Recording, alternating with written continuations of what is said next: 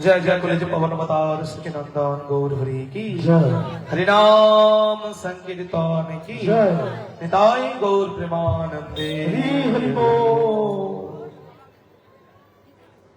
गुरुवे गौरचंद्राय राधिकाय तदालय कृष्णाय कृष्ण भक्ताय तद्भक्ताय नमो नमो।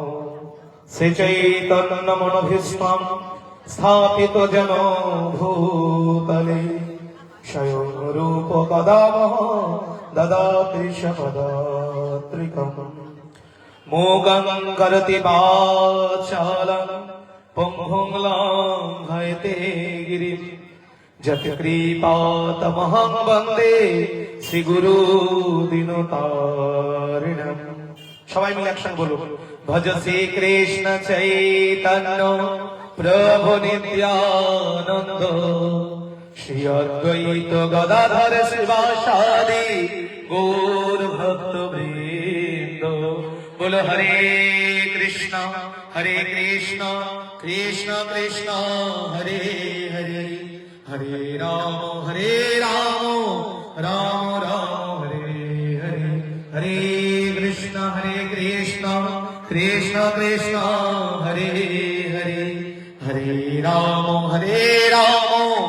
রাম রাম হরে হরে।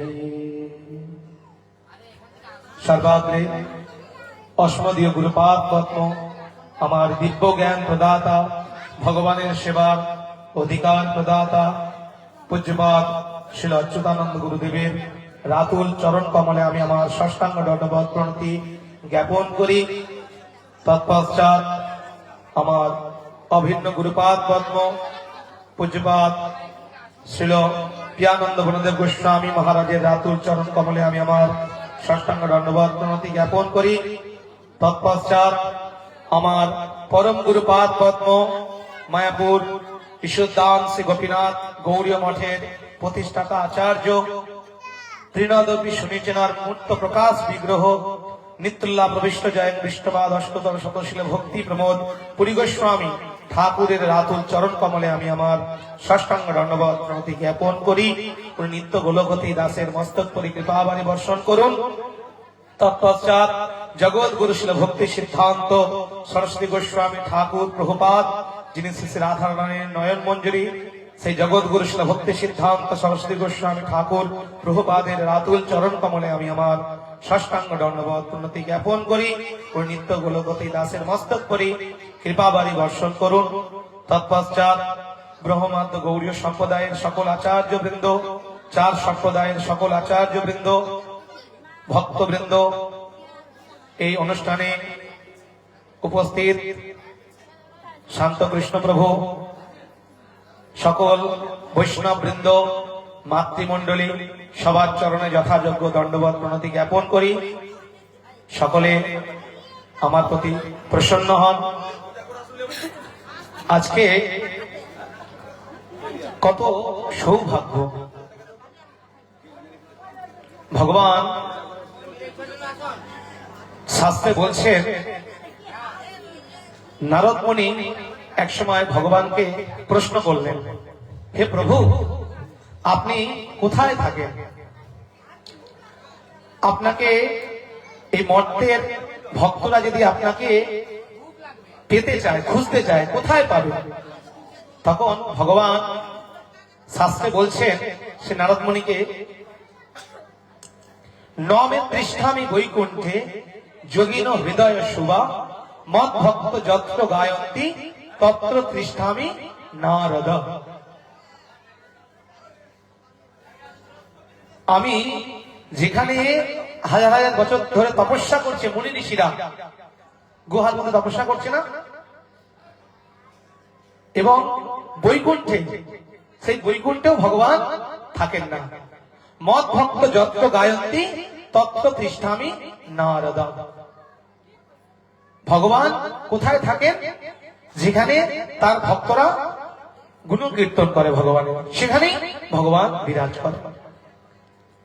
তাহলে এখানে আজকে কি হচ্ছে? সেই ভগবানের কি হচ্ছে গুণকীর্তন, নাম সংকীর্তন। এটাই হচ্ছে কলিযুগের যুগ ধর্ম। কলিযুগের ধর্ম হয় নাম সংকীর্তন, চারি যুগে চারি ধর্ম জীবেরও কারণ। অতএব কলিযুগে নাম যজ্ঞ সার, অন্য কোন ধর্ম কইলে নাহি হয় পার। তাহলে কলিযুগের ধর্মটা কি? হরিনাম সংকীর্তন। তাহলে আজকে আমরা একত্রিত হয়েছি, এই গৃহকর্তা আয়োজন করেছে কি নাম যজ্ঞ। পৃথিবীতে যত অনুষ্ঠান আছে না, যত অনুষ্ঠান, বার ব্রত নিয়ম, অনেক কিছু অনুষ্ঠান হয়, কিন্তু গৃহস্থের প্রধান কর্তব্য হচ্ছে সাধুগুরু বৈষ্ণবের আনুগত্যে ভগবানের নাম করতে হবে। গৃহস্থের প্রধান কর্তব্য হচ্ছে বৈষ্ণব সেবা, নামের রুচি, ভাগবত শ্রবণ। এই তিন করো তুমি, পাবে প্রেমধন। তাহলে এই সংসারে আমরা এসেছি কিসের জন্য? ভগবান কেন পাঠিয়েছেন? এই সংকীর্তন করার জন্য। সংকীর্তন মানে হচ্ছে সমবেত ভাবে যে উচ্চস্বরে ভগবানের নাম করা হয়, এটাই হচ্ছে সংকীর্তন। কলিযুগের ধর্ম হয় নাম সংকীর্তন। এই নাম সংকীর্তন ছাড়া জীবের কোনো গতি নাই। মহাপ্রভু বলছেন কলৌ নাস্তেব্য নাস্তেব্য নাস্তেব্য গতির অন্যথা। কলিযুগে হরিনাম, হরিনাম আর হরিনাম, হরিনাম ছাড়া জীবের কোনো গতি নাই। এই যে ভগবান চৈতন্য মহাপ্রভু এসেছেন, এখানে মহাপ্রভু মুখে মুখনিসৃত বাণী।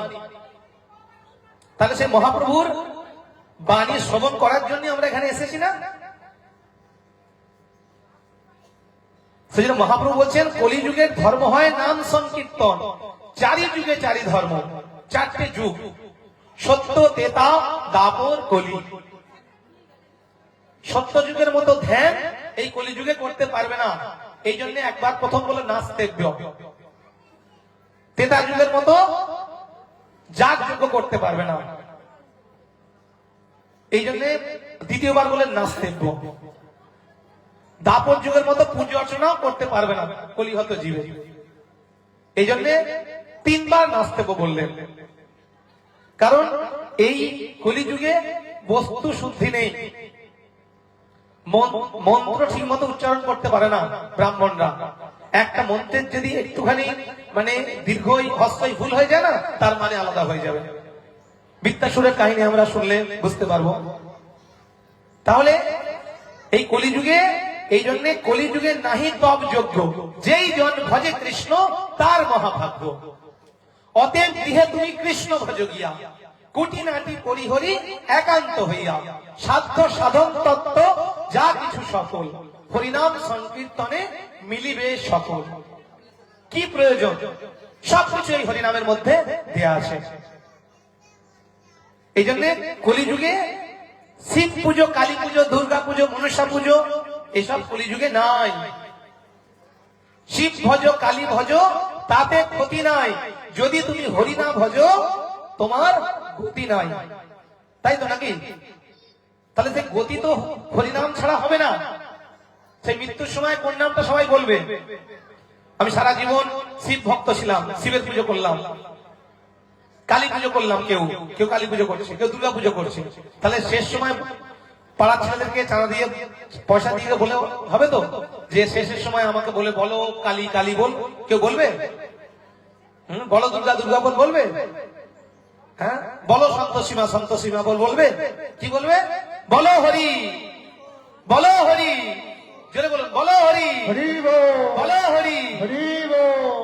তাহলে যখন মৃত্যুর সময় এই হরি বল ছাড়া জীবের কোনো গতি নাই।